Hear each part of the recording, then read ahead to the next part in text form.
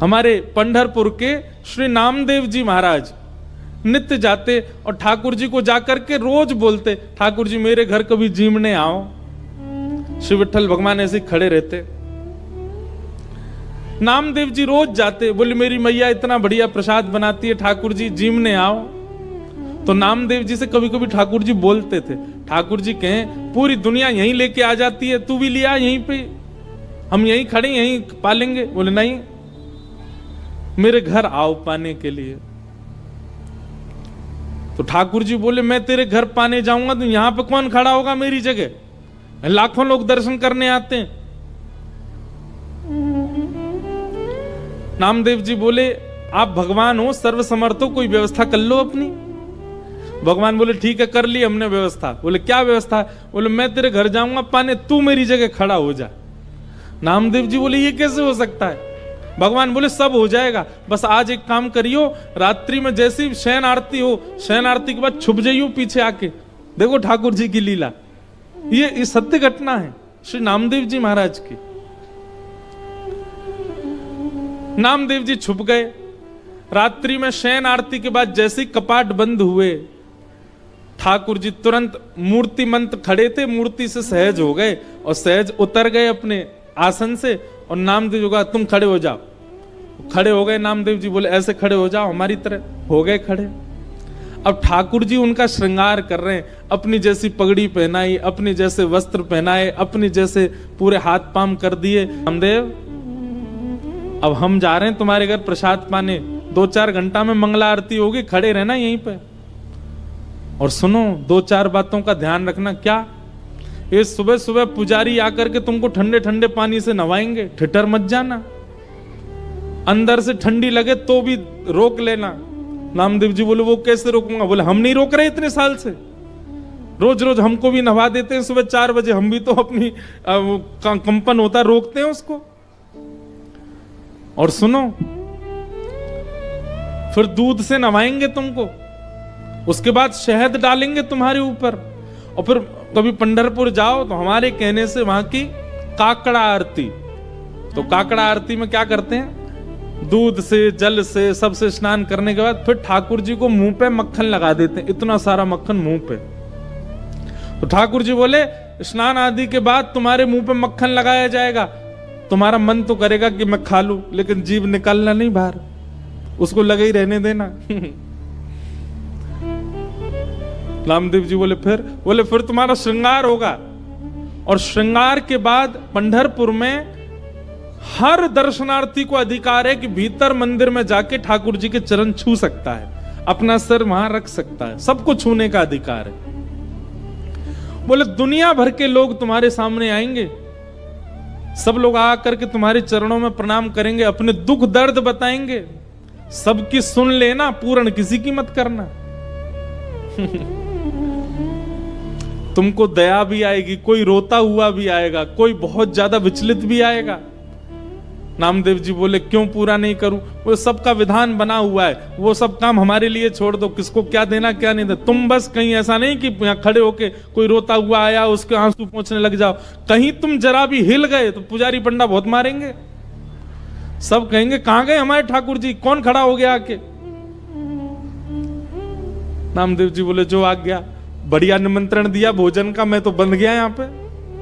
बोले हाँ रोज आ जाते हो भोजन करने, आओ अब जा रहे हैं हम भोजन करने, खड़े रहो यहीं पे। और श्री पंडरीनाथ श्री साक्षात द्वारिकाधीश अर्धरात्रि में नामदेव के घर गए, अकेले। द्वार खटखटाया, मां अंदर से चिल्लाती हुई ए नामा, पूरे दिन मंदिर में पड़ा रहता है, आधी रात में आता, सब सो रहे हैं यहां पर। जैसे ही द्वार खोल करके देखा, आहा सुंदर श्री पंडरीनाथ भगवान द्वार पर खड़े हैं, स्वर्ण का मुकुट पहना है, स्वर्ण के आभूषण पहने हैं, कंधे पर हाथ रख करके मधुर कटाक्ष नेत्र हैं ठाकुर जी के, मंद मंद मुस्कुरा रहे हैं। नामदेव जी की माता जी तो विट्ठल, हाँ मैया मैं ही आया हूं विट्ठल। नामदेव रोज निमंत्रण लेके आता, मेरे घर प्रसाद पाने आओ, मैं आ गया।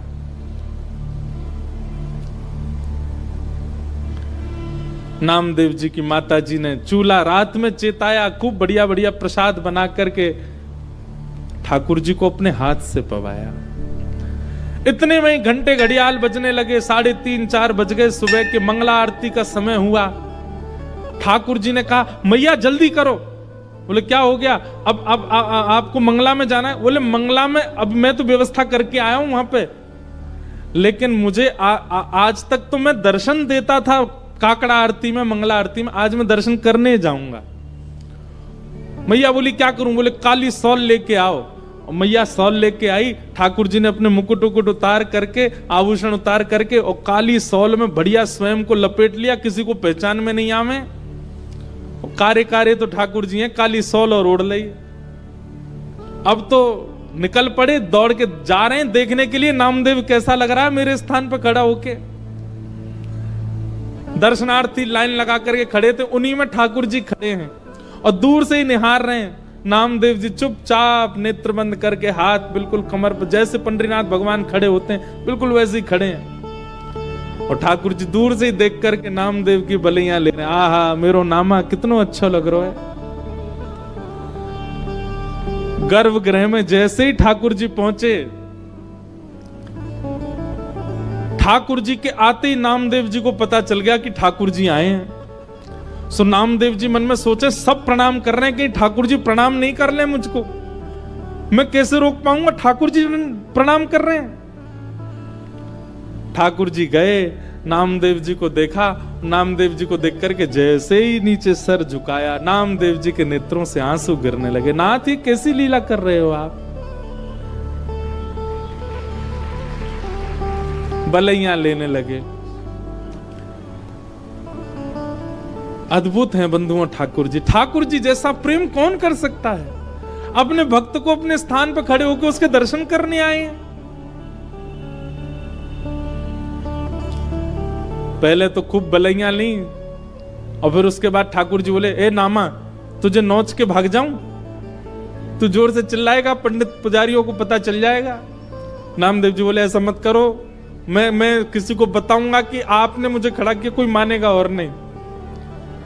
ठाकुर जी चिढ़ा रहे हैं नामदेव जी को, नामदेव जी घबरा रहे हैं। ऐसी लीला, इसको कहते हैं रास। क्या कहते हैं? रास।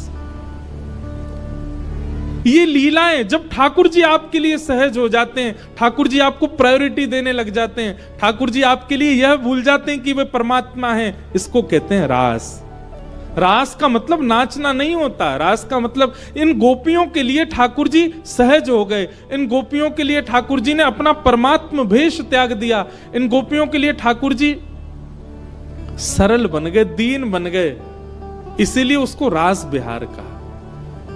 गोपियां अपने अपने घरों में, ये गोपियां सामान्य नहीं है बंधुओं, ये त्रेता युग के समस्त दंडकारण्य वन के संत हैं जो राम जी से मिलने की प्रतीक्षा कर रहे थे। तब हनुमान जी ने जाकर के इनसे कहा आप सब लोग प्रतीक्षा मत करो, केवल राम जी का चिंतन करते करते अपने देह का त्याग करो। आप सब संत ही द्वापर में ब्रज में गोपी बनकर के प्रकट होगे, तब राम जी कृष्ण बन के आएंगे और आप सबके साथ रास बिहार करेंगे। आप सबको वो सुख प्रदान करेंगे जो एक प्रियतम प्रियतमा का होता है। आपके गले में अभी तो राम जी भगवान है, आप सब संतों केवल प्रणाम तक अधिकार होगा, लेकिन द्वापर युग तक प्रतीक्षा करोगे तो एक प्रियतम के भाव से ठाकुर जी आपके गले में गलवैया डाल के रास बिहार करेंगे, वो सुख प्रदान करेंगे जो किसी को नहीं मिला। तब से दंडकारण्य वन के संत वही द्वापर में ब्रज की गोपी बनकर के आए, और जैसे ही कृष्ण प्रकट हुए नंदरानी के भवन में, गोपियों ने जैसे ही श्री कृष्ण को देखा, नन्हे से कन्हैया को देखते ही सब गोपियों को याद आ गया कि अरे हम तो पूर्व जन्म के संत हैं और ये साक्षात राम जी ही कृष्ण बनकर के आए हैं हमारे साथ रास बिहार के लिए। अब सब गोपियां प्रतीक्षा कर रही हैं ये कब उस भाव में आएंगे कि हमारे साथ रास करें। और आज वही दिन आया। 7.5 वर्ष के श्री ठाकुर जी हो गए।